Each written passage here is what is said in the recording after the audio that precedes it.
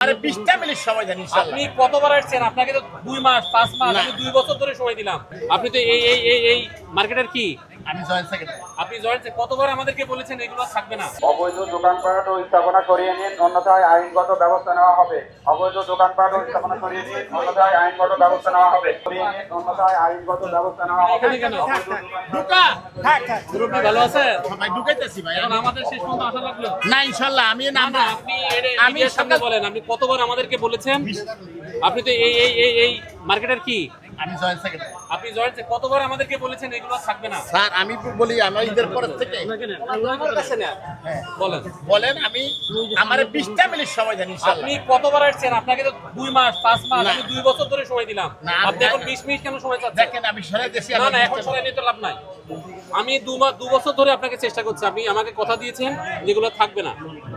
আপনি কই? আপনি তো কোনো কাজই করলেন না। না এগুলো কথা না। এই দোকানের নাম কি?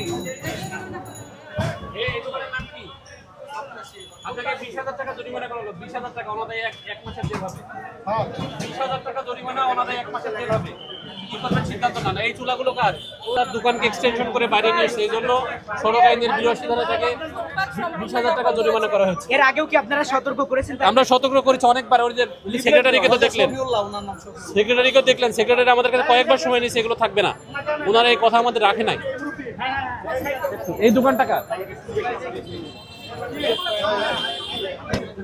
এই যে এখানে যেখানে আছে সেটাও তো রাস্তা। এই চুলা কি রাস্তার উপরে অন্যায় করেছে? অন্যায় হয়েছে না আপনাদের? চুলা কি রাস্তার উপর জ্বালানো ঠিক? এটা কেন করছেন এটা? আমরা অনেকবার আপনাদেরকে বলে গিয়েছি না? না না ভাই, এই কথা বলেন না। আমরা কয়েকবার নিউ মার্কেট অভিযোগ, আপনার সেক্রেটারিকে জিজ্ঞেস করেন। আপনি এখন অস্বীকার করলে তো হবে না। এই দোকানের নাম কি? নাকি 10,000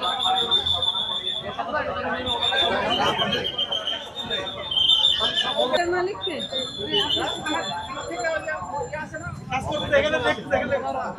একজন আছে,